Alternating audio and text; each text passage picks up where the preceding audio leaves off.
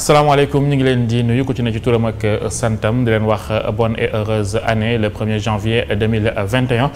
ñu ñëwaat ak yéen nag ak mbégte ci seen li nga xam ne mooy l'invité de 7TV Soir le premier invité de 7TV Soir ci atum 2021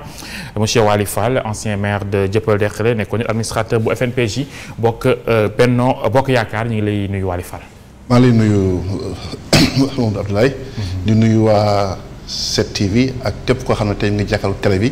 di seetaan sama programme bu am solo bi. jërëjëf Waly Fall le président de la République Macky Sall démb janoo na ak sénégalais yi wax ak ñoom ci ab discours boo xam ne duré na 20 minutes ñëwaat nag ci li nga xam ne mooy li ñu jot a def ci at mi waaye tamit li nga xam ne bébët na ko ci wàllum koom waaye ci wàllum wér-gu-yaram ma bëggoon rek ginnaaw bi nga nuyoo ñuy seetaan bu pare peut-être xam naa souhaité ñëpp une bonne et heureuse année wax ñu rek naka nga gisee boobu le discours. waaw comme ni nga ko waxee rek xanaa may tàmbali di souhaiter bonne année 2021 pour peuple sénégalais ndax 2020 moom année bu metti la woon. bu xaw a indi tiis ak njàqare yal na yàlla faxas yëpp ba li nga xam ne tey mooy mbas bi doon loo xam ne jaaxal na adduna bi yëpp.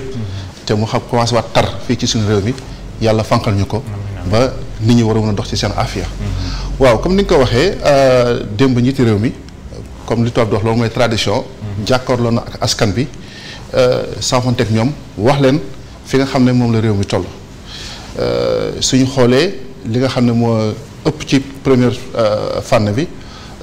wax na mbirum mbas mi nga xam ne moo doon tulleeg màlle ci àdduna bi. te yàlla suturaal ñu ci ba xëñ na ma gënoon war a mun a ñaawee.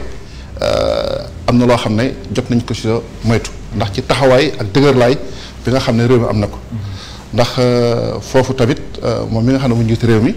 yàlla baaxee na ko xalaat ak xel bu ko may mu jël ay décisions yu am solo am ci ay moyens yu am solo yoo xam ne moom la dégagé jagleel ko d'abord secteur waa kër docteur ndax ñoo nekkoon ci kanam ci wàllu xeex bi ba soo xoolee sax ci àdduna bi yëpp am na jamono bu ñu tolloo ñu ne Sénégal mooy ñaari réew bi nga xam ne ni ñu gérer crise bi pandémie bi Sénégal am na ci ndam mais loolu du rek ndamu président de la République pour man ndamu Sénégal yépp la rawatina waa kër docteur mais rawatina aussi tamit askan wi parce que dañ leen ñaax doon leen conseiller doon leen sax parfois sax ñu def couvre-feu pour nit ñi nangu jële ay comportement yoo xam ne suñ ko amee yàlla mën nañu dem ba saafara mbir bi. loolu moo tax vraiment xëñ na loolu yëpp suñ ko boolee. n'est-ce pas ak njiit bu am xel am taxawaay aussi yàlla suturaal ñu ba première vague bi. vraiment li ñu doon tiit yàlla wàññi na ko mais nag léegi nag ñu ngi ci deuxième vague te ragal naa ne góorgóorlu ba ñu doon def ci première vague bi dañ ko war a multiplier par ñaar ba ñett. pour vraiment yàlla gën ñu suturaal. ginnaaw Covid bi yan point nga jàppaat ci discours bi yoo xam ne attiré na sa attention ci wàllum koom wax na tamit ay chantier yoo xam ne maanaam TER bi nee na livraison bi tamit 2021 BRT bi wax na ci ak yeneen yoo xam ne ñëw na ci mais yenn spécialiste ci wàllum communication ak yenn homme politique dañoo gis ne discours dafa am ay manquement maanaam am na point yoo xam ne président Sall lañ ko doon xaar waxu ci wàllum élection locale yi ñu jëm maanaam en 2021 année d'élection la normalement mais waxu ci situation sous région bi ak it ni nga xamee ne mooy conflit yi nga xam ne am na fi te wër ñu ak yenn instabilité yi peut-être tamit loolu concerné le Sénégal ñu jàpp ne président waroon na ci àddu mais ñu bëri dañ doon xaar te gis ñu ko ci. waaw mais xam nga président suy jàkkaarloo ak askanam li nga xam ne mooy première priorité am. mooy wax ñoom ci li nga xam ne dafay agir ci seen vie quotidienne maanaam li askan du dund bés bu nekk. ci coono ci jafe-jafe lan la ci nguur bi def lan la ci président xalaata def lu mu ci jot def ak lu mu ci xalaata def je crois que loolu mooy la première priorité. ndax li ñuy wax ne balaa ngeen ne naam ne fa ba tax na tey li nga xam ne président joxe na ko comme d'abord réalisation ci wàllu infrastructure parce que su ñu waxee tey réew développé comme en langage bi ñuy utilisé. mooy réew yoo xam ne soo fa duggee dem ak dëkk bi. yomb na day yomb c'est-à-dire hôpital yi soo fa demee am nañ plateau médical bu mucc ayib ba nga xam ne ku feebar yàlla nag moom yàlla mooy wërale yàlla mooy mais ku feebar daal di nga fa fekk loo xam ne ña fa nekk dinañ góorgóorlu ba jéem a saafara feebar bi nga xam ne moom nga am. ci wàllu aussi mbay mi parce que ñun réew mbay lañu li nga xam ne aussi ren alhamdulilah rabbil alamin ñëpp d'accord nañ ne que nawet bu mucc ayib la ba jóge nañ ba ñi ngi xayma sax ne am nañu toll ci 1,8 million tonnes mais foofu aussi jaadu na président wax ci ak askan bi rawatina aussi béykat yi. ndax li nga xam ne aussi moo ci bees ren te loo xam ne daan nañ ko dégg ay at yi si ginnaaw te ren déggatuñ ko mooy nit ne man kat damaa am sama gerte béy naa ko pare te amoo ku ma ko jaay léegi kay comme wax na ko sax léegi nee na sax léegi béykat bi léegi moom buur la roi la ndax dafa yor gerteem état bi dana wax ne lii la ñuy jëndee kilo gerte et béykat ni maintenant man lii laay jaayee sama gerte te loolu aussi bénéfice su béykat bi la. d'accord xam nga loolu am na solo comme am na solo ci réew lool. santé pareil éducation la même chose mais tamit stabilité ci réew maanaam bu ne stabilité am ay institutions yu fortes. bu ñu nee élection mu am ci date bi nga xam ne jaadu na gis nañu Sénégal report local yi moom dérangé tul ñu bëri. dafa doon benn tradition boo xam ne mi ngi fi bëgg a yàgg. président Sall ñu doon xaar comme que peut-être mooy le président bu judd après les indépendances mu ñëw casser loolu respecté ko mais dafa mel ni ci logique boobu la nekk ba tey rek te ba tey wax bu nit ñi lu leer ci wàllum élection locale yi. waaw ci wàllu foofu tamit am naa ci à l'aise pour wax ci. ndax da ngeen fàttaliku ne chaque fois su élection passée ñi nga xam ne ñoo seq mbiru élection maanaam acteurs politiques yi ak acteurs société civile parce que léegi am nañ quand même des candidatures citoyennes entre guillemets ni ñu koy waxee ñoom ñëpp dafa am tii lu ñuy xaw a diingat ci wàllu benn boor wala ci wàllu beneen boor moom ci boppam mu woote waxtaan dans le cadre de la commission cellulaire politique commission cellulaire boobu mu waxoon leen ne lépp loo xam ne d'accord ngeen ci du mu ci dund virgule ça lépp loo leen d'accord rek man d'accord naa ko ñoom bi ñu demee waxtaan ci seeni points ci 18 points yi d'accord nga ne ci fukki yi ak juróom-ñaar d'accord nañ ci ba mu des juróom-benn ba mu des léegi ñaari poñ yoo xam ne moom ci wax xam jox na position mais ci yooyu ñi nga xam ne dañ ko d'accord ñi nga xam ne ñooy yëngatu ci wàllu politique bi ñoom ñoo ne il faut ñu saytu lu jëm ci wàllu fichier bi lu jëm ci waxtaanaat ba nga xam ne lu toll ci parrainage bi ba nga xam ne dañ ko insérer woon pour élection yëpp ñu ne waxtaan ba ñu dangu ne ci élection locale yi ñu ñëw parrainage bi buñ ko def yëpp ñu d'accord ci mais ñoom seen point yi ëpp solo yi nga xam ne ci lañ gën a jafandu mooy fichier électoral bi nañ ko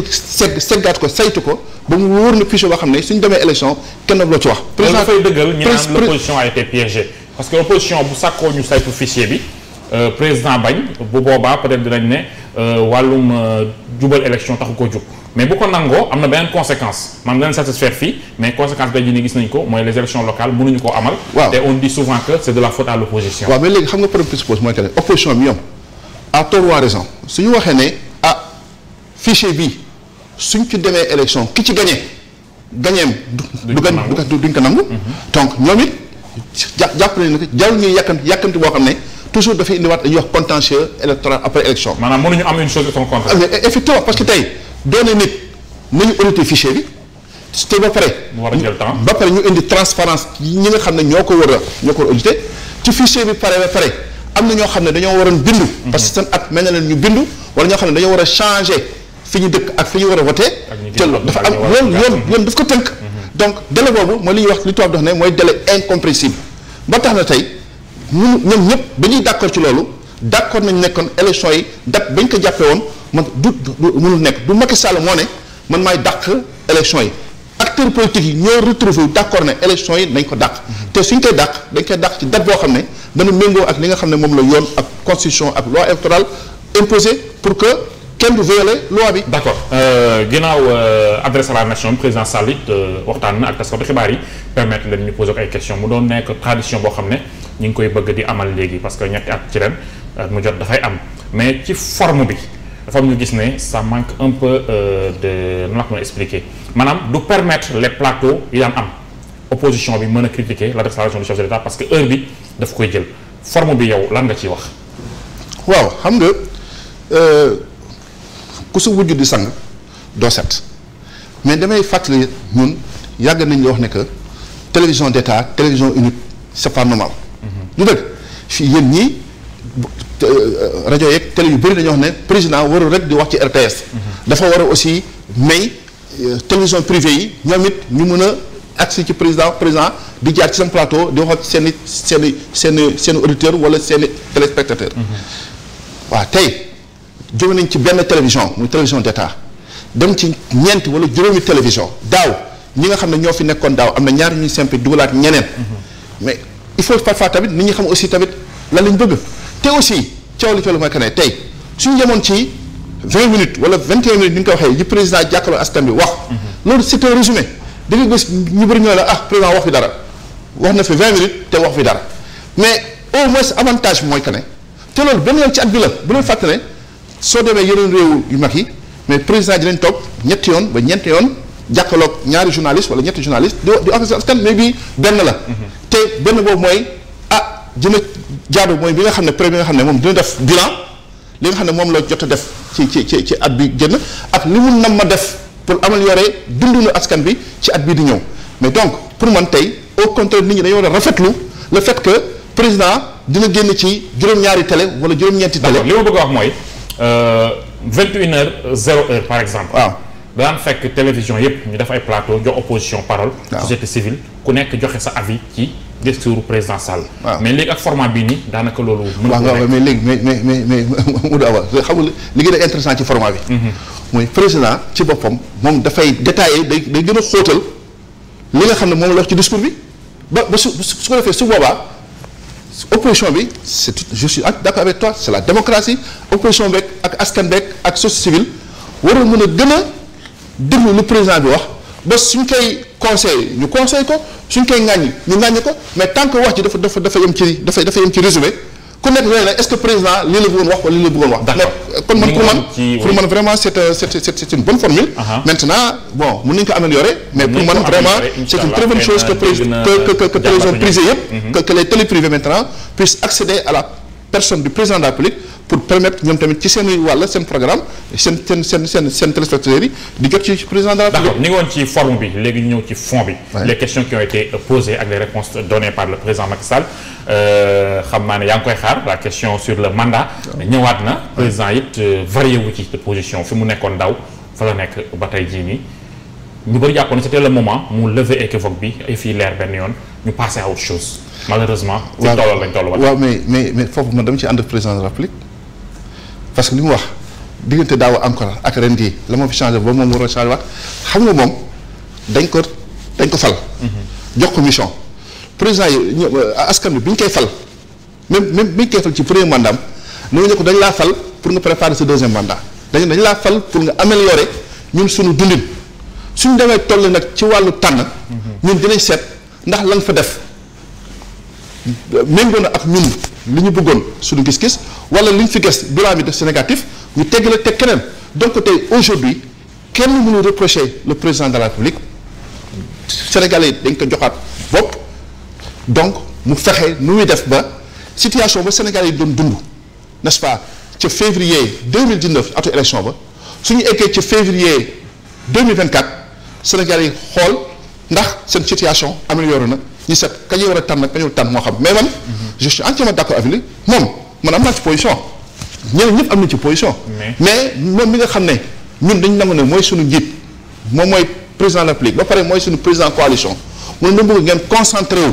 ci li nga xam ne moom la état bi def pour améliorer dundu Sénégal yi su bu suñu tolloo nag ci waxu mandat ak waxu ku war a nekk ku waxul yëpp mais vraiment les gens seront suffisamment courageux et déterminés pour dire lañ ca wax wax nañu tamit ci pouvoir du président de la République ñu bëri jàpp ne avec la suppression du poste du premier ministre dafa gën a bëri pouvoir mu jàpp ne non parce que premier ministre amul benn pouvoir moom moo ko doon délégué ay mission di ko yónni maanaam li mu wax mooy yokkul pouvoir am li fi nekkoon ci jamonoy Senghor ba tey moom moo fi nekk amu ci benn changement boo xam ne peut-être mën nañ ci teg su borom joxoñ ko mais am ñu am inquiétude jàpp ne li ñu doon appliqué jamonoy Senghor war nañ koo wàññi avec le temps ndax jamonoy Senghor parti unique la woon jamonoy Senghor réewum état bi dëgëragul woon mais tey jii nii bu président joxe exemple ci li nga xam ne mu fi amoon depuis le passé dafay poser problème par rapport au pouvoir yi nga xam ne président Sall am na ko ñoo ko gis. waaw mais léegi Mamadou léegi xam nga foofu toujours nit suy wax ne président de la République pouvoir am dafa renforcer wu wala dafa concentrer ay pouvoir il est important ñu ne président bi fi nekkoon lii moo doon pouvoir am léegi président bu bees bi muy Macky Sall bi mu ñëwee pouvoir bu bi kii amoon Abdoulaye Wade Me Maître Abdoulaye Wade amoon daf ci yokkaat nangam ba tey wax dëgg loolu amul te encore une fois c'est-à-dire nit ñi dañoo bàyyi vraiment dina sa xelu askan bi comme ni ko président waxee premier ministre du pouvoir premier ministre du institution premier ministre président de la République mooy tànn kenn ku ko neex ne ko jiital ma sama ministre nga liggéeyal ma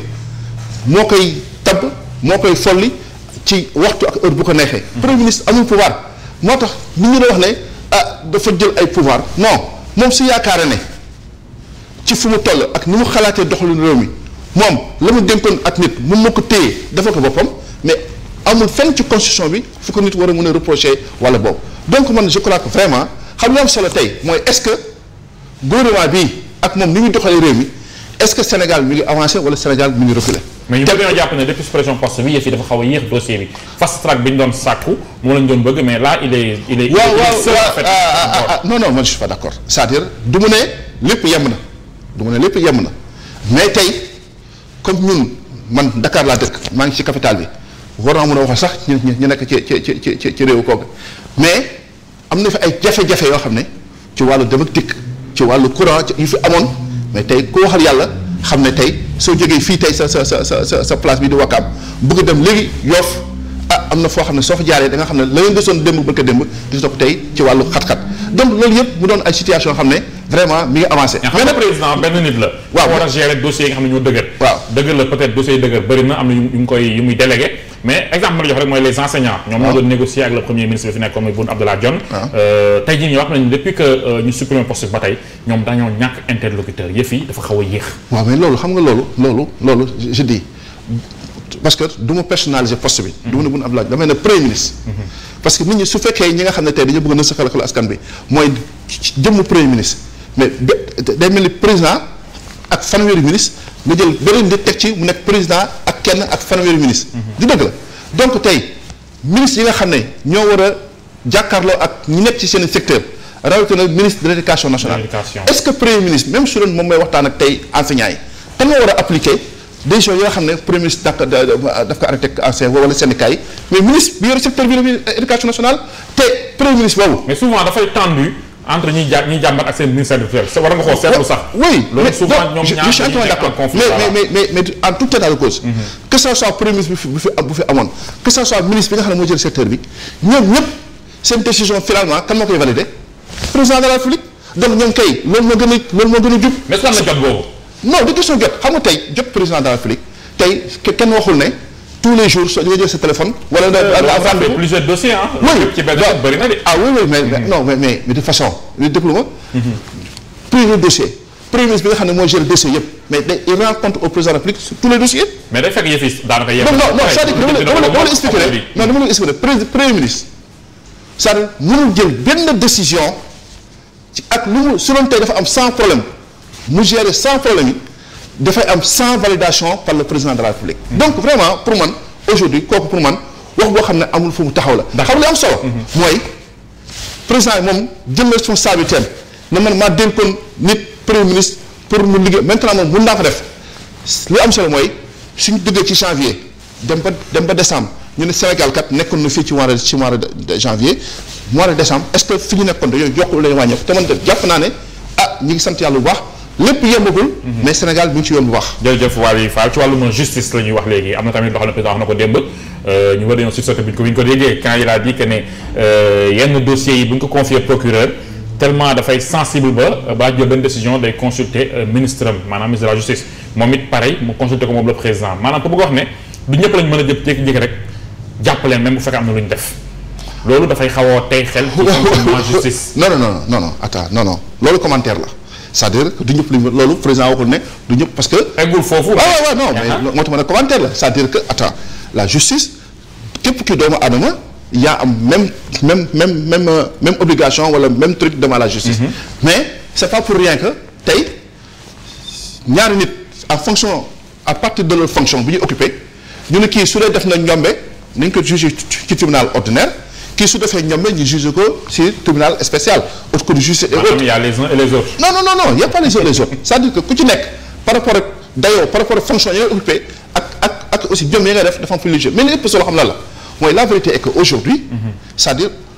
on ne peut pas être li tubaab di wax dans une république des juges bu leen fàttali ne que président de la République mooy li wax c'est la clé de voûte des institutions te tant que ñu ngi nangu ne chancellerie dafay am mooy que ne procureur dafay dépendre ci ministre de la justice mais ministre soo nee ministre rek nañu président de la République. te loolu aussi les gens vont l'assumer parce que xam nga tey am na yoo xam ne tey dina xew ci réew mi président jot ci information ñii saytu jot ci information par rapport à la stabilité par rapport à beaucoup de choses mais moom dina fii kat daf leen nag attention. non ay compromis day am. non mais de force mais on est obligé parce que nous sommes dans un pays boo xam ne lépp mënul tolloo ci benn fànn mais il faut qu'on accepte cette réalité tey soo xoolee dans les autres pays fi gars yi di làqatu toujours fa lay làqatoo ci mbir bi en disant la raison d'état suñu demee ba nga xam ne mënuñu expliquer citoyens yooyu pourquoi lii état bi daf koy def wala lii état bi mu ko def ñu ne ça c'est la raison d'état parce que am na loo xam ne lépp ñu ko expliquer et ça aussi il faut que ñi nga xam ne ëllëg ñoom ñoo namm jiite réew mi ñu nangu assumer état am na rôle boo xam ne su fa eggee il faut ñu bàyyi état décider parce que xëy na loolu mooy jàmm réew mi xëy na loolu mooy stabilité réew mi mais ceci ne veut pas dire que dafay promouvoir vraiment l'impunité wala l'immunité par rapport ak li nga xam ne moom la yoon sàkku ci dëkk bi. Waly Fall ci wàllum politique bu fàttali que ne responsable politique bu réew mi nga bokkoon ay jamono. mu bëggoon xam rek sa gis-gis ci sa ancien parti bi nga xam ne jamono ji ñëw na fekk si la ci mouvance présidentielle naka nga ko gisee. non ñëwaat na fekk suñu mais man de toute façon dama ci am mbégte te bañ ca tolloo vraiment dama félicité président Idriss Seck ci courage bi am mais gën a félicité aussi président Macky Sall ci courage bi nga xam ne aussi am na ko ak xarañteef mu am parce que man dama jàppoon ne quel que soit par ailleurs li amoon ay ñagas yu ndaw diggante Idrissa ak Macky Sall réew mi dafa amoon cër ci toog continuer jàppale président Macky Sall pour ñu liggéeyal askanu Sénégal. bon nett lu xuloo la pour man loolu amul solo mais li ëpp solo aujourd'hui mooy Idrissa moom wax na ko moom ci làmminam Macky Sall dëggal na ko intérêt Sénégal rek moo leen tax a jóg te vraiment Sénégal tey yéen a ngi wax sànq pourquoi président waxul ci wàllu stabilité mais c'est-à-dire tant que jàmm mi ngi xew tant que le train arrive à l'heure tant que suñu sécurité. mais le train des locales n'est pas arrivé à l'heure hein. oui le train des locales mais je veux dire quand on parle de stabilité dans la sous-région. d'instabilité alors que ñun Sénégal ñi ngi ndamoo stabilité te loolu xëy na yàlla mu ngi ci suturaal. mais aussi bokk na ci xalam teef ñi ñu wër ñëpp ils sont en difficulté. oui mais xaaral wax la. je prends un pays boo xam ne c'est presque un jumeau du Sénégal. muy le Mali. parce que bokk nañ fédération du Mali.